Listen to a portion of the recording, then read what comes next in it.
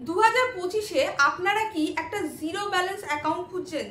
কোনটা আপনার জন্য বেস্ট জিরো ব্যালেন্স অ্যাকাউন্ট, এটা নিয়ে কি কনফিউশনে আছেন? তো আজকের ভিডিওতে আমরা বেস্ট দুটো ব্যাংকে কম্পেয়ার করেছি, মানে যতগুলো ব্যাংক জিরো ব্যালেন্স প্রোভাইড করে তার মধ্যে দুটো ব্যাংক রয়েছে। একটা হচ্ছে স্টেট ব্যাংক অফ ইন্ডিয়ার SBI Insta plus saving account, যেটা জিরো ব্যালেন্স প্রোভাইড করে, আর একটা হচ্ছে private bank Kotak 8110 zero balance saving account. এই দুটোই কিন্তু zero balance saving account provide করছে। আজকের ভিডিওতে আমরা জানবো যে এই দুটো ব্যাংকের মধ্যে কোন ব্যাংকটা সব থেকে বেশি ফেসিলিটি প্রোভাইড করছে as a zero balance account হিসেবে। তবে ভিডিওটি শুরু করার আগে আপনাদের কাছে আমার একটা ছোট্ট রিকোয়েস্ট, যদি আপনারা চ্যানেলে নতুন হন তো অতি অবশ্যই চ্যানেলটিকে সাবস্ক্রাইব করে নেবেন, যাতে এই ধরনের ইনফরমেটিভের ভিডিওর আপডেট আমরা প্রতিনিয়ত আপনাদের জন্য আনতে পারি।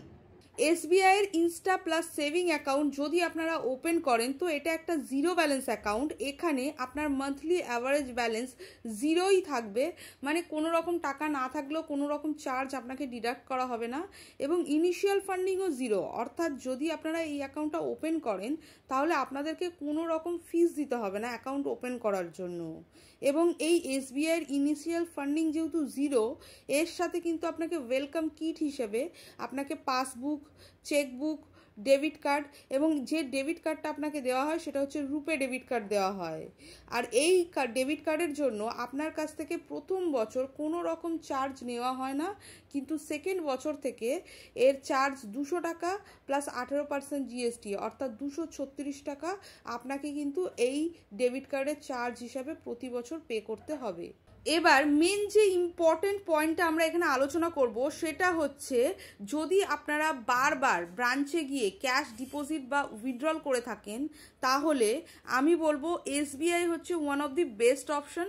সেক্ষেত্রে কিন্তু কোটাক মাহিন্দ্রা ব্যাংক বা অন্য কোনো প্রাইভেট ব্যাংক কিন্তু ভালো হবে না, কারণ সেখানে চার্জটা অনেক বেশি নেয় ট্রানজাকশানের জন্য।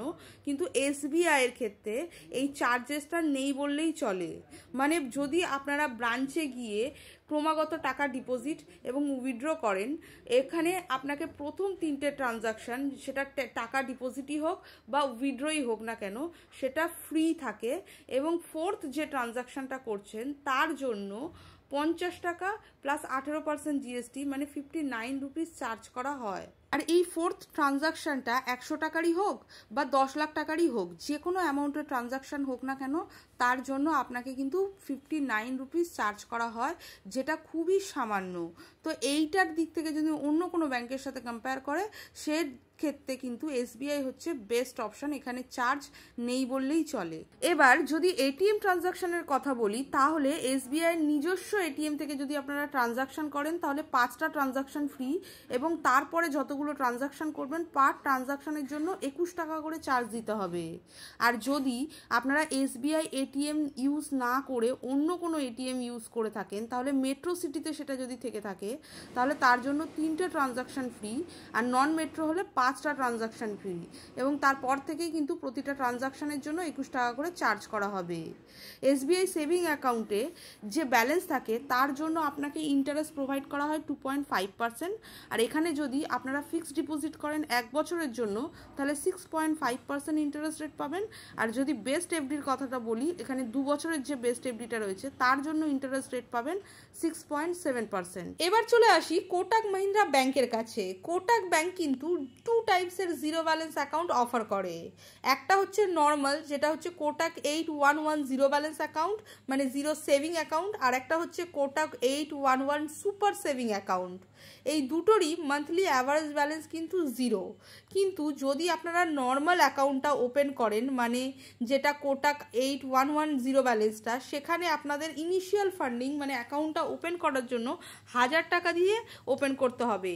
কিন্তু যদি সুপার অ্যাকাউন্টটা ওপেন করেন তাহলে ইনিশিয়াল ফান্ডিং হচ্ছে 5000 টাকা।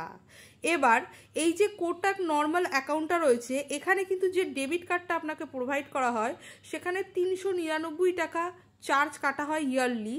এটা GST নিয়েই রয়েছে, ইনক্লুসিভ প্রাইস। কিন্তু যদি সুপার অ্যাকাউন্টটা আপনারা ওপেন করেন তাহলে কিন্তু কোনো রকম আপনার ডেবিট কার্ডের চার্জ কিন্তু কাটে না, জিরো রয়েছে। কিন্তু এখানে একটা অ্যানুয়াল মেনটেনেন্স চার্জ কাটা হয়, আর সেটা হচ্ছে 399 টাকাই। কিন্তু এই অ্যানুয়াল মেনটেনেন্স চার্জটা কিন্তু আপনার নর্মাল অ্যাকাউন্টে কাটা হয় না। তো দেখতে গেলে একই, ইয়ারলি আপনাকে এই 399 টাকা চার্জ দিতে হয়। এটা যদি আপনি এসবিআইয়ের সাথে কম্পেয়ার করে থাকেন তাহলে দেখবেন এসবিআইতে কিন্তু 200 টাকা প্লাস 18% জিএসটি মানে 236 টাকা চার্জ কাটা হচ্ছিল, সেখানে কিন্তু কোটাকে 399 টাকা কাটা হচ্ছে। এরপর সব থেকে ইম্পর্ট্যান্ট যে বিষয়টা সেটা হচ্ছে ক্যাশ ডিপোজিট এবং উইথড্রল। যদি আপনারা কোটাকে নর্মাল অ্যাকাউন্টটা ওপেন করেন তাহলে প্রতি মাসে 10,000 টাকা পর্যন্ত আপনারা ডিপোজিট বা উইথড্র যে কোনো ট্রানজাকশন করতে পারেন, বাট সেটার লিমিট হচ্ছে আপ টু 10,000 টাকা। কিন্তু যখনই আপনারা 10,000 টাকার লিমিটটা ক্রস করে যাবেন তারপরে প্রতি 1000 টাকার ট্রানজাকশানের জন্য 5 টাকা করে ফিস দিতে হবে। মানে ধরুন ফর এক্সাম্পল আপনি ব্রাঞ্চে গিয়ে 10,000 টাকা ডিপোজিট করলেন, তো আপনার একটা ট্রানজাকশন কিন্তু কমপ্লিট হয়ে গেল। এরপরে গিয়ে আপনি যেই 1 লক্ষ টাকা ডিপোজিট করতে গেলেন তখন সেই 1 লক্ষ টাকা ডিপোজিট করার জন্য আপনাকে 500 টাকা ফিস দিতে হবে, কারণ এখানে 1000 টাকার প্রতি 5 টাকা করে এখানে ফিস ধার্য করা হচ্ছে।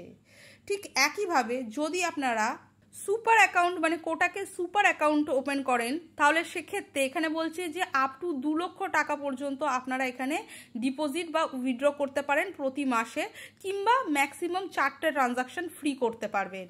তারপরে প্রতিটা ট্রানজাকশনের জন্য আপনাকে সেম চার্জেস দেওয়া হবে, মানে 1000 টাকা প্রতি 5 টাকা করে ফিস দেওয়া হবে।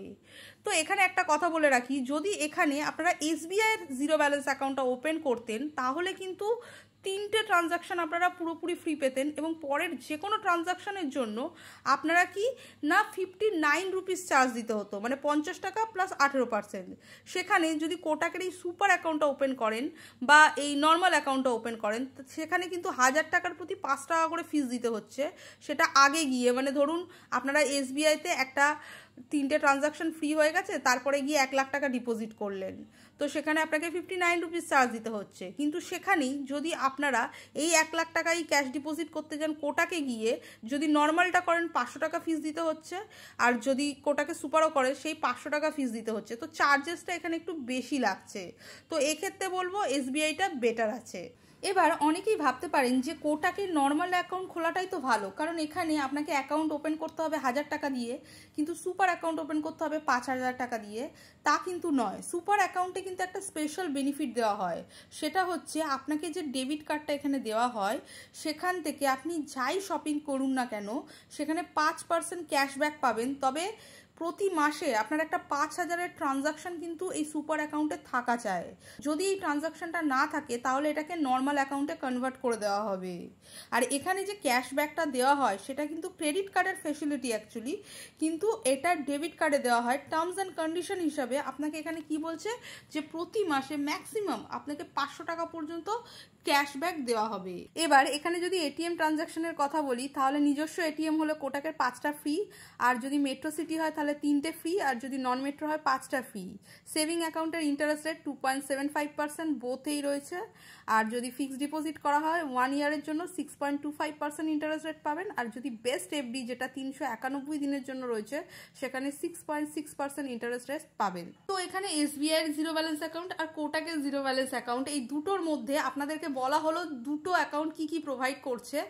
আপনারা যদি ম্যাক্সিমাম ক্যাশ ট্রানজাকশন করেন তার জন্য এসবিআই বেস্ট অপশন, কিন্তু যদি ডিজিটালি ট্রানজাকশন করেন তাহলে কিন্তু Kotak best option. I hope বন্ধুরা ভিডিওটি আপনাদের ভালো লেগেছে। যদি ভিডিওটি আপনাদের কাছে ইনফরমেটিভ বলে মনে হয় তো প্লিজ চ্যানেলটিকে সাবস্ক্রাইব করে নেবেন এবং আমাদেরকে এনকারেজ করার জন্য প্লিজ ভিডিওটা লাইক শেয়ার করতে ভুলবেন না। Thank you for watching.